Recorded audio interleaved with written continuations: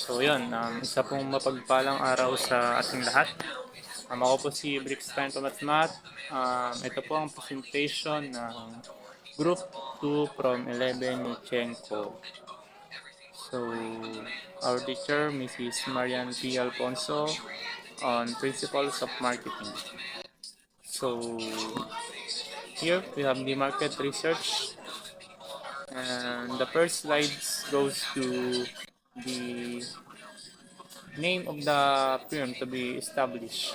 It was named Resto Rabbit Food Supplements. So to know more about the business, here's the brief description about it. So Resto Rabbit is a food supplements business dedicated to promoting holistic wellness and vitality through its range of high-quality products. The company focuses on restoring and enhancing the body's natural balance by providing supplements that are carefully formulated to support overall health and well-being. Resto Rabbit prides itself on using premium ingredients and adhering to strict quality standards to ensure the effectiveness and safety of its product. With a commitment to excellence and consumer satisfaction, Resto Rabbit aims to empower individuals to lead healthier and more vibrant lives. Next, Resto Rabbit is a line of dietary food supplements designed to support overall health and wellness. These products are formulated to provide essential nutrients that may be lacking in one's diet, from vitamins and minerals to herbal extracts and antioxidants. Resto Rabbit aims to replenish and revitalize the body, promoting vitality and longevity. With a focus on quality ingredients and scientific research, Resto Rabbit strives to be a trusted partner in supporting individuals in health goals. Brief background of the study. Embrace the sweetness of health with every little table. Next po is, dito po namin napili na itayo yung Restorabit sa Everlasting 73 San Jose, Santa Cruz, Laguna. Dito po namin napili kasi based on the survey, meron pong mga tao na bibisita dito na para isupport po yung business namin. And meron din pong mga tao na nagda-diet around po doon sa place. Kaya dito po namin napili na itayo yung business namin. Next po is marketing strategies, which is the 7 P's. 7 P's is known as an extended marketing mix. This is generally using in the service industry. First is the product, second is price, third place, and four is the promotion, and five people, six is the process, and the last one is physical evidence. Here's our product strategies. Restorabit food supplement will offer the following. Nutrient support.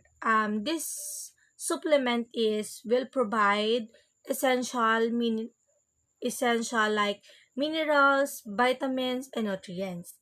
And para din po to sa mga tao na nag-diet para maging healthy po yung pagda-diet nila and balance po siya. And the next one is the energy and vitality. Restorabit supplement contains ingredients that can increase energy level, reduce Pitigerus, and improve sesama, helping in individuals more energized and alert through the day. Para po to, for example po, yung mga tao po is nag-workout, ganito, para po, meron po silang gana sa pag-workout is, pwede po silang mag-try po nito para po mag-increase yung energy levels nila. And matulungan pa po yung energy nila sa araw-araw na mas madagdagan po. And the third one po is bone and joint health. Ito naman po yung supplements na nagko-contain ng calcium, vitamin D, and glucosamine, and bone strengthener nutrients. Nasusupport din po nito yung ating bone density at joint flexibility and mobility. The last one naman po is weight management.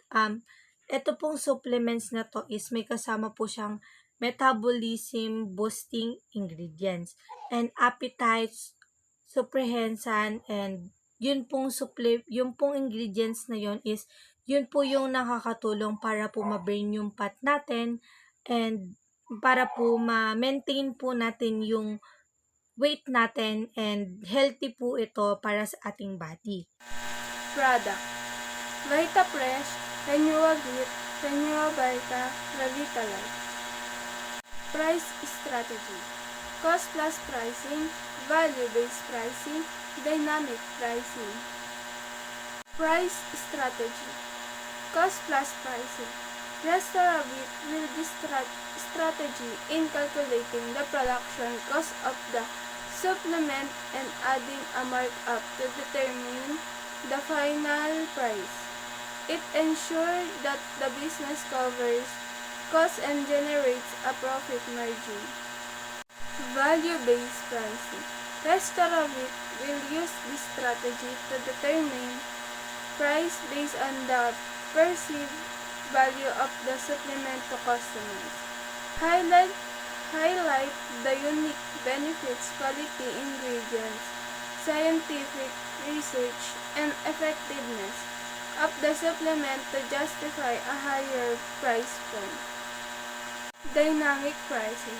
Restaurant will use this strategy to adjust price based on market demand, seasonality, consumer behavior, and other factors to optimize revenue and profitability. This strategy allows for flexibility in pricing based on changing market conditions. By carefully selecting and implementing pricing strategies that align with the business goals, target market, and competitive landscape, a food supplement business can effectively price its product to maximize sales, profitability, and customers' satisfaction. Regularly evaluate pricing strategies and adjust them as needed to stay competitive and meet changing market demands. Price strategy. Restaurant price list. Renewavita. The supplement is designed to help individuals lose weight without the need for strict diets or extensive workout routines. $2.99 pesos. Renewavit. Designed to boost immunity, improve energy levels, and support optimal health. 169 pesos. VitaFresh. A high-quality food supplement that is specially formulated to support skin health and promote youthful appearance. 399 pesos. Revitalife. It is formulated with a blend of vitamins, minerals, and herbal extract that works together to enhance energy levels and vitality. 259 pesos. Get this product at www.restauravitsite.com. So here we have the place strategy. So locating the food supplement business near a gym can be a strategic decision to leverage the gym's clients, enhance convenience for customers, capitalize and synergies between fitness and nutrition, increase brand visibility, and create partnership and opportunities for mutual benefit. So next we have the promotion strategy. So Restorabit food supplements will make use the following promoting strategies. So first we have the social media marketing. So utilize platforms like Instagram, Facebook, and Twitter to showcase products, share testimonials, and engage with customers. Next, collaborate with fitness influencers, nutritionists, and wellness bloggers to promote products and reach a wider audience. So next we have the in-store promotion. So offer discount, bundle deals, and loyalty rewards to incentivize customers to purchase supplements. Um, Organize in-store events, product demonstration, and sampling sessions to engage customers and create a memorable shopping experience. So, by implementing a combination of these promotion strategies, a food supplement business can effectively reach its target audience, build brand awareness, drive customer engagement, and ultimately increase sales and loyalty. So next we have the people strategy. So first we have the talent acquisition and recruitment. So identify the skills and qualities needed for success in the business, such as knowledge of nutrition, sales experience, and customer service skills. Next, training development. So provide comprehensive training for employees and product knowledge, customer service, and sales techniques. Next is work-life balance and wellness programs. Um, Prioritize employee well-being by offering flexible and work arrangement, wellness programs, and mental health support services. Next, we have the performance management. Implement performance reviews and goal setting processes to track employees and progress and provide feedback for improvement. So next we have the career growth and advancement. Support employees in setting career goals and provide guidance on how to achieve them. And lastly, we have the communication and feedback. Encourage open and honest communication to address concerns, gather input, and improve employee engagement. So, by prioritizing these elements in the people strategy, food supplement business can attract and retain top talent, foster a positive and productive work culture, and ultimately drive business success through a motivated and engaged workforce. So next we have the process strategy. So first we have the product development process. Um, Implement quality control measures to ensure that products meet safety, efficacy, and quality standards. So next we have the supply chain management. Implement inventory management processes to optimize stock levels, reduce waste, and prevent stock outs. Next, we have the manufacturing process. Design a manufacturing process that adheres to good manufacturing process or GMP and ensure products consistency and quality. So lastly, we have the sales and distribution process. Develop a sales and distribution strategy that includes channels such as online sales, retail partnerships, and direct to consumer sales. Yeah. So here we have the process strategy. So first, we have the customer service and support process. Provide product information, usage guidance, and support to customer to enhance their experience and satisfaction. Second is regulatory compliance with quality assurance. Conduct regular audits and inspection to verify compliance with regulatory standards and best practices.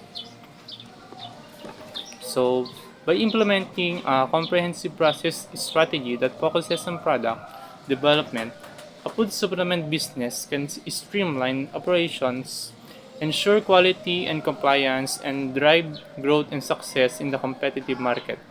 Physical evidence strategy. Product packaging and labeling. Use the high-quality materials and eco-friendly packaging to convince a sense of quality, sustainability, branding and visual identity. Develop a strong brand identity that conveys the value, mission, and personality of the business. Product sample and demonstration. Provide educational materials, product information, and expert guidance to help customer make informed purchase and decision. Customer testimonial and success stories. Use a customer stories as a physical evidence of the product impact and the value to inspire trust and confidence in potential customer. Physical evidence, creative and attractive in store. Display that showcase product in an organized and appealing a manner. Use signage, poster, and promotional materials to highlight product benefit, promotion, and special offers. And physical evidence use a lighting, music, scent, and decor to enhance the shopping experience and create a positive and emotional connection with the customer. Physical evidence. By incorporating this physical evidence strategy into the marketing and branding effort of the food supplement business, businesses can enhance and creatively build the trust with customer and create a positive and memorable brand experience that different in the competitive market. Marketing strategy. This as a component could be included into the marketing research. Help a distribute the IRT supplement create an integrate marketing plan that increase sales, attract a new customer, and foster brand loyalty. Result and discussion. 1. How old are you? According to the data gathered, 44% of the sample is under 18 years old. 32% are age ranging 18 to 24. 12% are age ranging 24-35. 10% are age ranging 35 to 50. And 2% are above 50 years old. 2. What is your sex? According to the data, 52% of the sample are male and 48% are female. Number 3. What is your level of education? According to the data, 34.7% of the sample are high school, 20.4% finish college with no degree, 12.2% prefer not to say, 4.1% are college graduate, 6.1% are senior high school, 8.1% are still in college, and 4.1% are less than high school. 4. How often do you use food supplements? According to the data, 30% of the sample use food supplements say obtain, 28% answer neutral, 28% say rarely, 10% answer very obtain, and 2% answered never. 5. How often do you purchase food supplements? According to the data gathered, 44% of the sample purchase food supplement obtained. 22% say rarely. 16% answered occasionally. 10% say very obtained. And 8% say not at all.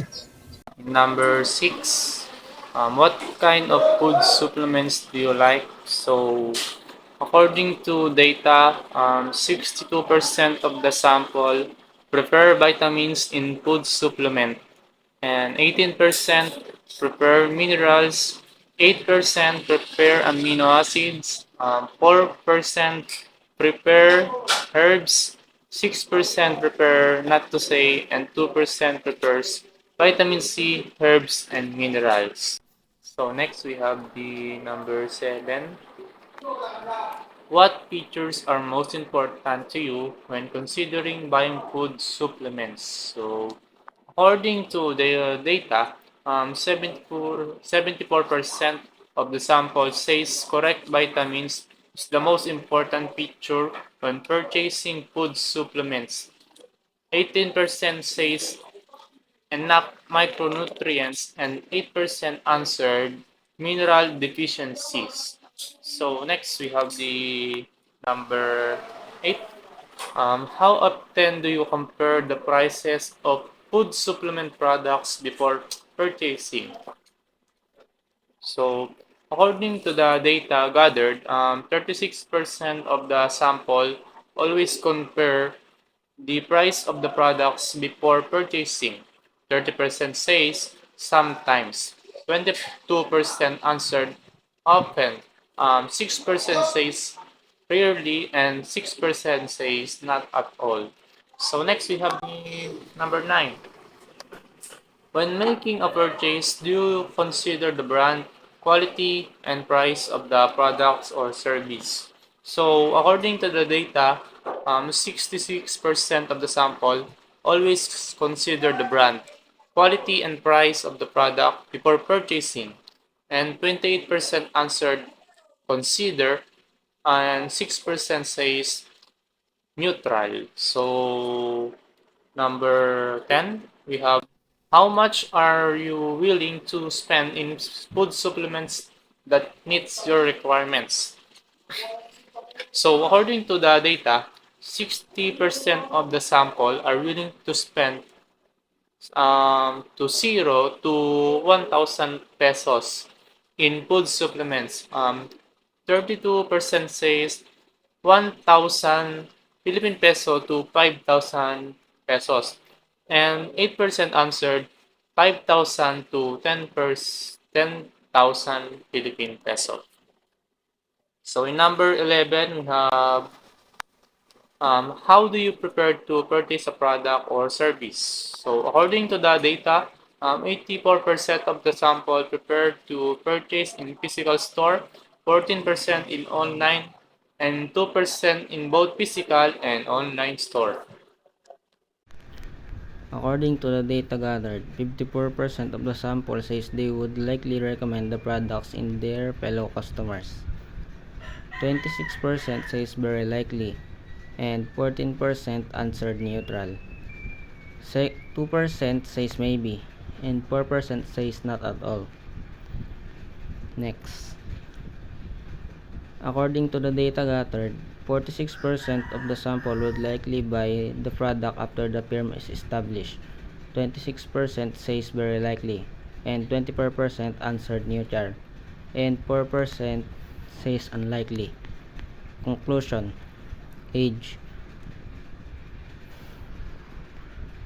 Restorabit dietary supplement has the potential to be as successful if its intended consumers are adolescent.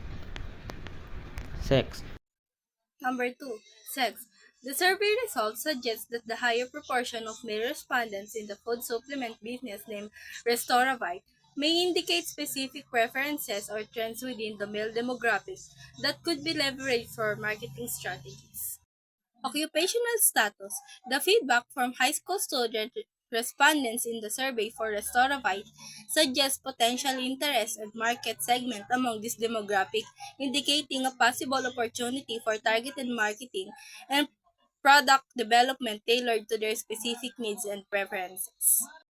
4. Frequent use of food supplements. The often use of food supplement products by the respondents in the survey for Restoravite food supplement indicates a strong consumer base with established consumption habits, highlighting a promising market for continued product engagement and potential growth opportunities.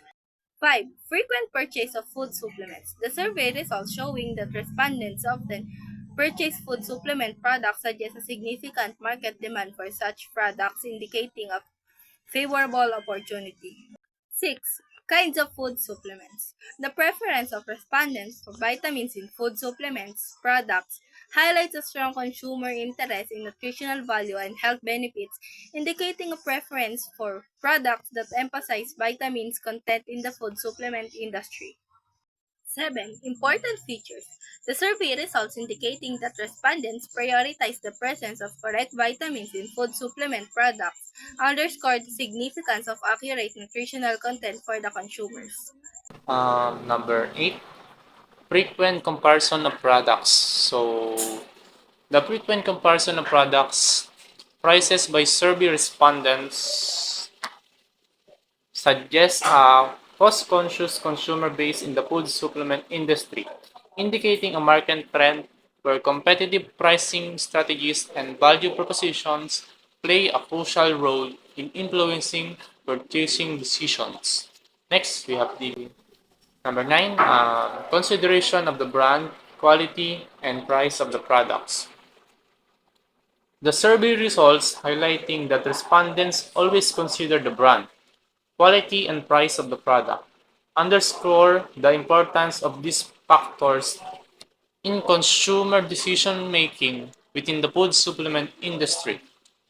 This emphasizes the significance of brand reputation, product quality, and pricing strategies in influencing consumer choices and market competitiveness. Next, we have the number 10, willingness to spend for supplements.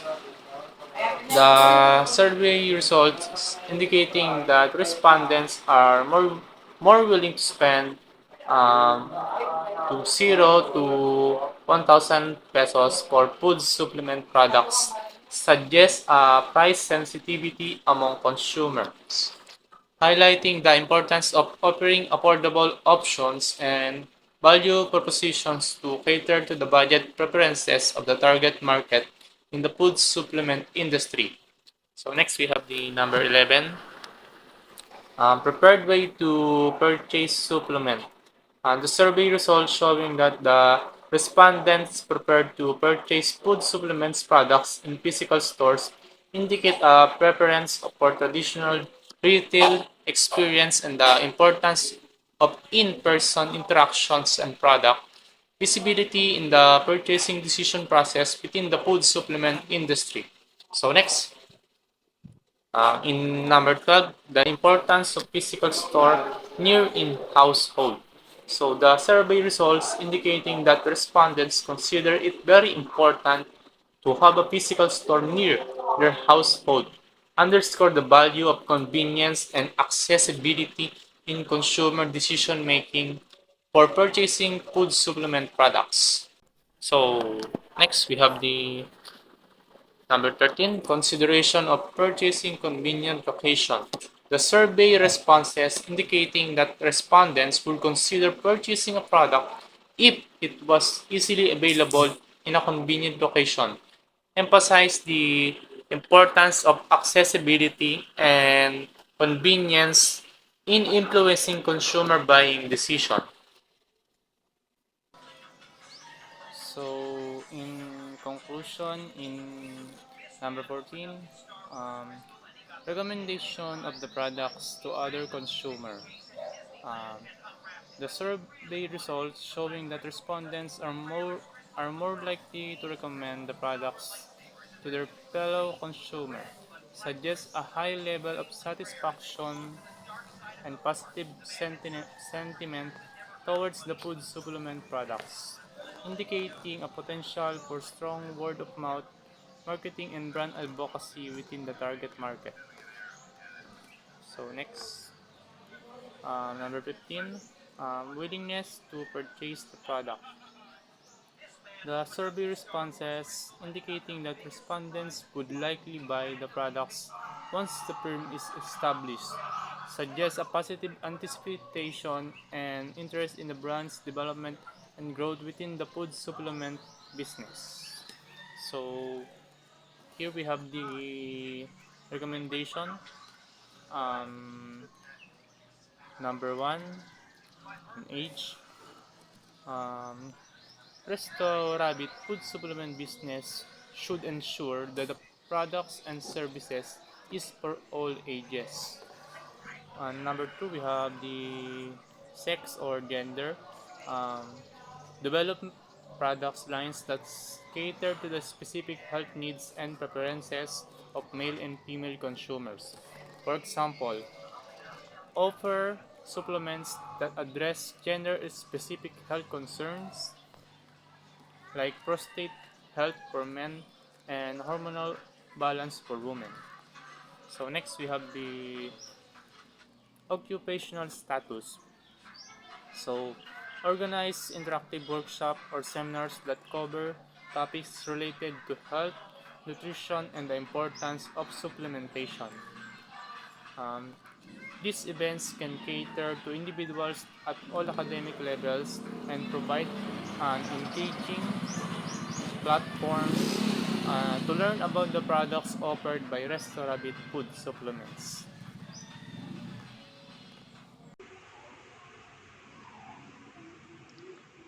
Frequent purchase of supplements.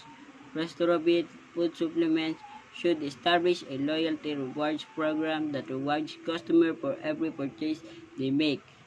Offer points, discounts or free products for accumulating a certain number of purchases, encouraging customers to return and redeem their rewards. Kinds of food supplements. Restorabit food supplements should ensure clear and transparent labeling on all product packaging, detailing the specific vitamins contained in each supplements and their respective dosage. Highlight the quality, purity, and source vitamin used in Restorabit product to build trust and credibility with consumer. Important future. Restorabit food supplements should emphasize a commitment to quality assurance and product integrity by sourcing vitamin from reputable suppliers and ensuring strict adherence to regulatory standards for correct vitamin formulations. Frequent comparison of products. Restorabit food supplements should conduct regular competitive analysis to understand the strengths and weaknesses of other food supplements brands in the market. Identify key competitors, their product offerings, pricing strategies, and marketing tactics to position Restorabit effectively in comparison to competitors. Consideration of the brand, quality and price of the products. Prioritize product quality and efficacy by sourcing the high quality ingredients, conducting rigorous testing and adhering to strict quality ingredients. Control standards communicate the quality assurance process and certification that validate the purity and potency of Restorabit products to instill confidence in consumer. Recommendation 10. Willingness to spend for supplements. Restorabit food supplements should implement a value-based pricing strategy that aligns with perceived benefits and quality of Restorabit supplements. Clearly communicate the value proposition of the product, justify the price point, and appeal to consumers seeking effective and reliable supplements. 11. Prepared way to purchase supplements. Restorabit food supplements should create a welcoming and informative in-store experience for customers who are prepared to physically browse and purchase supplements. Train staff to provide personalized assistant product recommendation and educational resources to guide customers in their purchase decision at physical retail location. Recommendation 12. Importance of physical store near in-household. Restorabit food supplements should host in-store events, product demonstration, and promotion to attract customers to physical stores near their households. Offer exclusive discount, samples, or loyalty rewards for in-person visits to incentivize foot traffic and encourage repeat visits.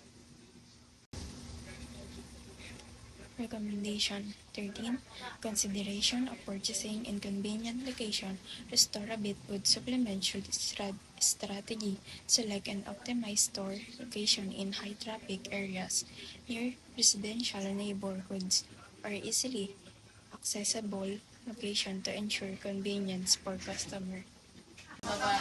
Recommendation 14. Recommendation of the product to other consumer. Encourage satisfied customer to leave reviews and testimonial sharing their experiences. with the Restorabit products showcase this testimonial on the website, social media, and marketing materials to build credibility and trust among potential customers considering recommendations. Recommendation 15. Willingness to purchase the product Restorabit food supplements should offer free samples or trial sizes of Restorabit products to allow customer to experience the quality and benefits firsthand, providing a risk-free opportunity to try the products can boost confidence in the brand and increase willingness to make a full purchase. Feasibility of the business. Therefore, establishing a food supplement business near a gym is highly feasible due to the inherent demand of nutritional products among gym goers. Proximity a gym ensures a steady stream of healthy conscious customers who prioritize fitness and dietary supplements to enhance their performance and recovery. Additionally, such a location leverages the existing traffic and promotes convenience, making it easier for clients to integrate supplement purchase into their routine. This strategic placement can significantly boost visibility, customer engagement, and sales, fostering a successful business venture. Thank you.